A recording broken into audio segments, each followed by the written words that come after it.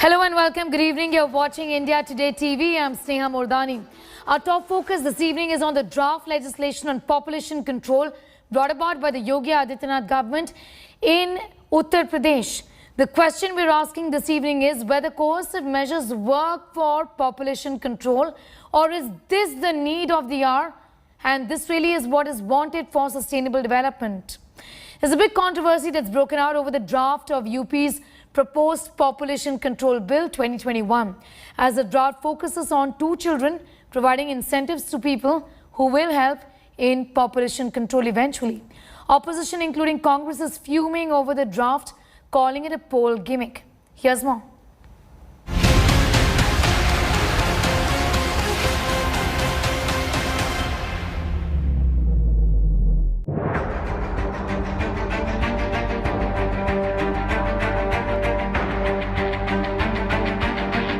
हम दो हमारे दो. It's a common slogan used for creating awareness on population control. But the UP government has taken a step further by drafting a bill to control population for the state based on that motto, and with only months left for the state polls. The UP State Law Commission in its draft focuses on having 2 children and provides incentives for people who help in controlling the population. The draft further states that those having more than 2 children will not be allowed to apply for government jobs, and those who are already inducted won't get promotions. In addition to that, it bars people from contesting elections and does not provide any relaxations in case of polyandry or polygamy. The contentious draft has been uploaded on the official website of State Law Commission for seeking public opinion by July 19th. जो भी व्यक्ति जनसंख्या नीति का पालन करेगा उसको तमाम प्रकार की प्रोत्साहन दिए जाएंगे. बच्चों की शिक्षा, चिकित्सा ये सब निःशुल्क होगा, और भी बहुत सी सुविधाएं हैं जो हम इसमें देने जा रहे हैं. While the Yogi government claims that the model will be followed by many, opposition claims it's a gimmick to hide government's failure in providing jobs. Uttar Pradesh राष्ट्र का हिस्सा है, और राष्ट्र का हिस्सा है तो जब राज्य में कुछ होता है तो देश की दृष्टि से भी फायदेमंद होता है, और आगे दूसरे राज्य भी उस प्रकार के कार्य करते हैं जिससे कि जनसंख्या, जो बढ़ती हुई जनसंख्या है, उसको नियंत्रित किया जा सके. आपका जो कर्तव्य है शिक्षा, स्वास्थ्य, रोजगार देना, वो आप दे नहीं पा रहे, और उल्टे डिबेट को अब आप जनसंख्या के उस पर ले जा रहे हैं. The opposition has also questioned the way in which the bill has been drafted. कौन-कौन लोग इस प्रक्रिया में इन्वॉल्व हुए, उसमें कितने डेमोग्राफर थे, कैसे आपने डिकेडल रेट ऑफ ग्रोथ को देखा है, ये सारी चीजें हैं. ये उन्हें समझ में नहीं आएगी जिनका दर्शन मठ का है. Those with 1 or 2 children must follow the rule, another norm of vasectomy, sterilization, as mentioned in this entire law. Though it hasn't been turned into an act, and it may take around 1 year to convert it into an act, the entire draft is being uploaded in the website of UP Commission Law, and changes and advices from the public are welcome till July 19, 2021. Samar Srivastava reporting from Lucknow for India Today. Anila Singh of the BJP is joining us. Ghanshyam Tiwari, Samajwadi Party spokesperson, and Pratik Som is an advocate. Thank you all for your time here. I want to begin by asking Ghanshyam Tiwari first. Samajwadi Party, among the other opposition parties, have raised objections. Just do tell us, what exactly do you find objectionable in this piece of legislation, which is open to changes now, given the fact that the government has clearly said that give us your suggestions? Good evening to every one of your viewers, to you and my fellow co-panelists.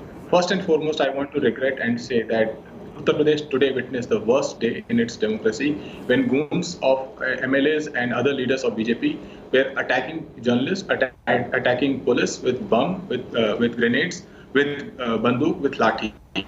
And the Prime Minister is silent, the President is silent. Ghanshyam Tiwari, I think we are talking about the population draft bill, and I would really want your comments on what exactly do you find objectionable. So if you could just get at that. Yes, I wanted to make my point. I made my point. Thank you for allowing me for that. As far as the bill is concerned, I believe that in 4.5 years, this government, which was formed on the pitch of Shamshan and Kabristan, has only given that to Uttar Pradesh. If you look at the draft that they have created, and you look at what the central government stated earlier in December 2020, was coercion with respect to population control was not their policy. This is what they stated in Delhi High Court. Point one. Point to the foundation of any population stabilization in India, and the process has started in 1952. There is wide consensus that foundation is built around educating women and girls across the country.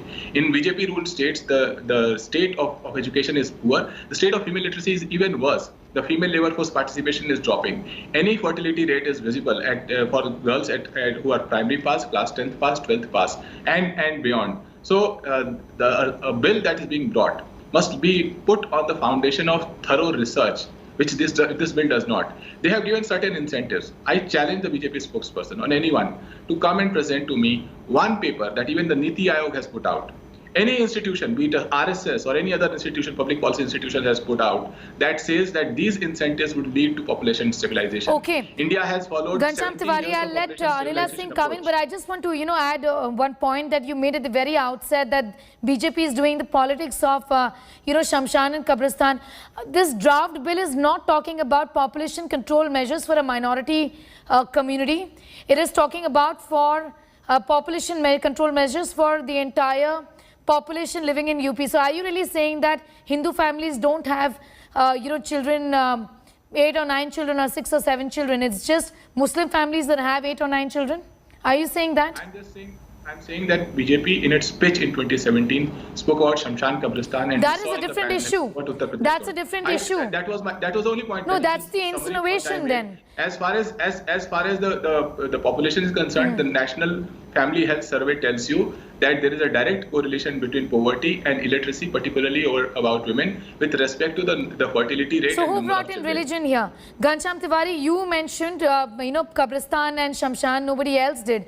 I asked a straightforward question. I did not mention Shamshan Kabristan. It was Yogi Adityanath, it was Narendra Modi who said Uttar you brought in that comment in the context of discussion on population control, and I can name you 5 families that I know who do not belong to the minority community and have about 6 or 7 children. That is your insinuation. I'm not saying that. Anila Singh will come in to defend.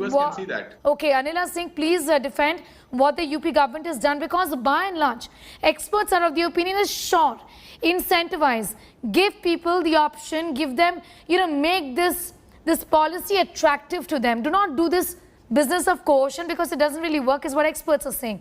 What do you have to say to what Ghanshyam Tiwari has just said?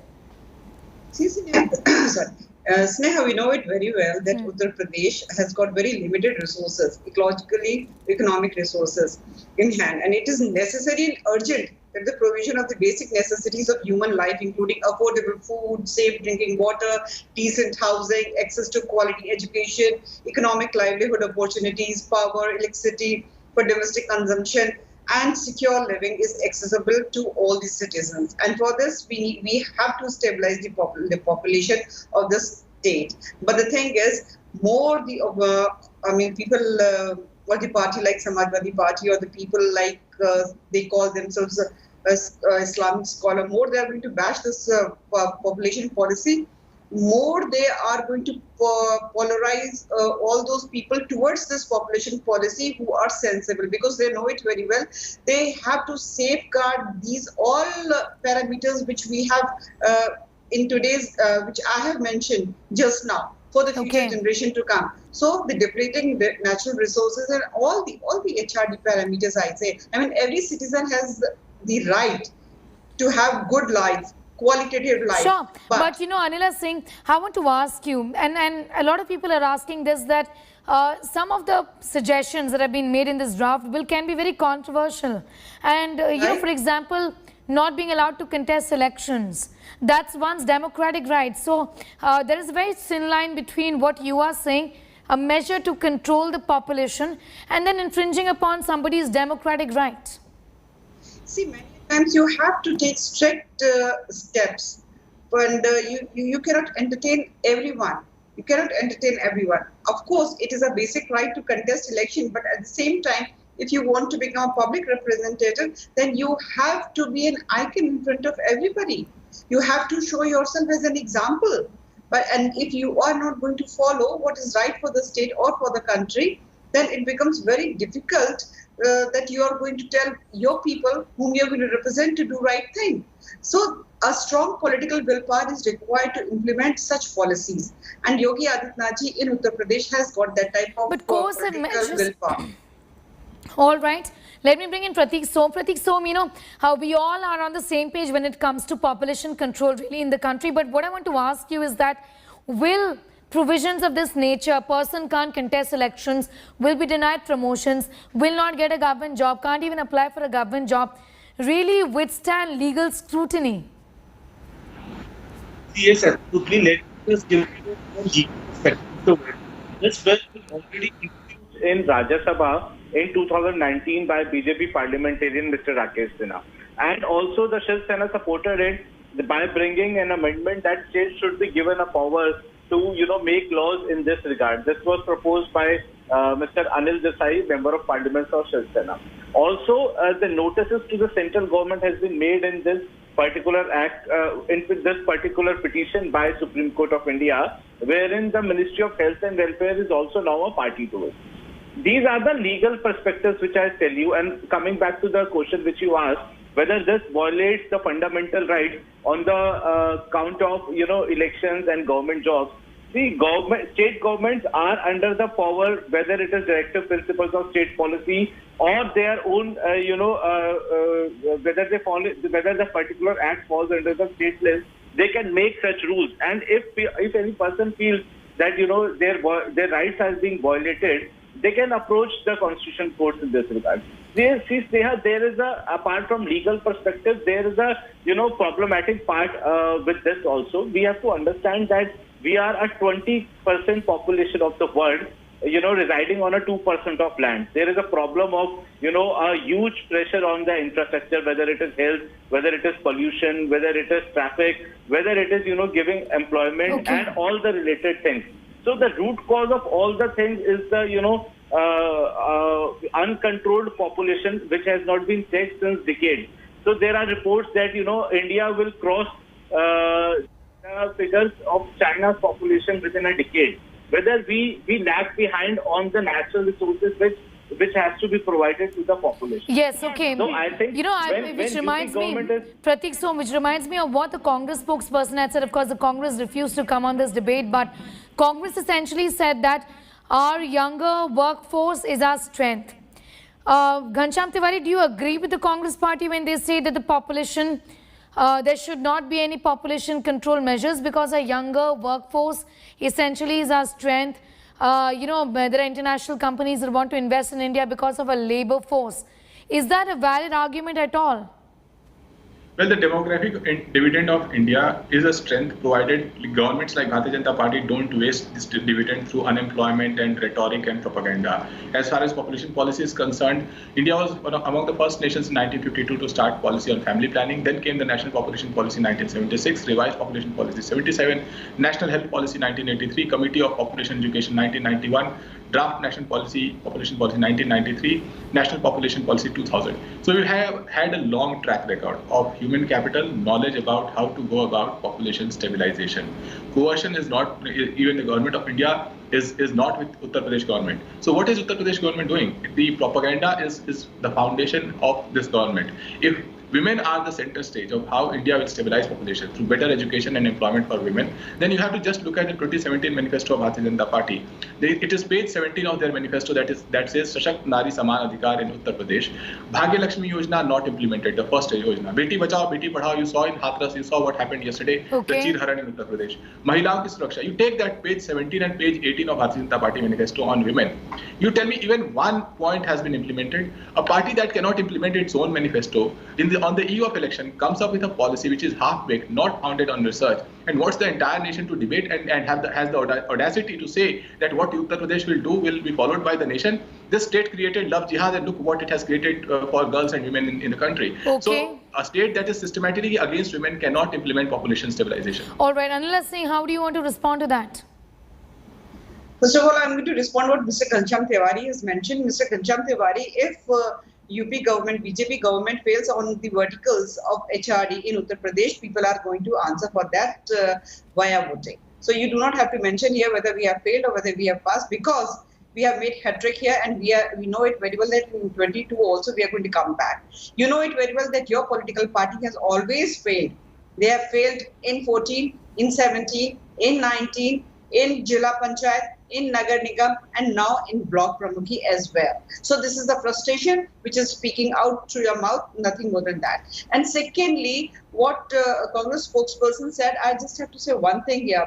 They say that the population of our country is some sort of a resource, and it is like they are the working hand. So they want to see us as a digital colleagues who can work for the huge IT companies of USA or other developed countries. But the thing is, I mean, last edition of India Today, it was about the age of unicorns, and this is what Narendra Modi ji had been working. Like, we want our own entrepreneurs and young entrepreneurs. They have shown and they have proved, yes, India can have good number of unicorns as well. So the thing is, parties like Indian National Confused Party, INC, or if you talk about Samajwadi Party, who do not want to think from the point of view of for betterment of our country, they are going to say, no, this population control policy shouldn't be there. But the thing is, we think about the nation. For us, Samajwadi Party was in power in UP. I want to ask Ghanshyam Tiwari, how would you go about this?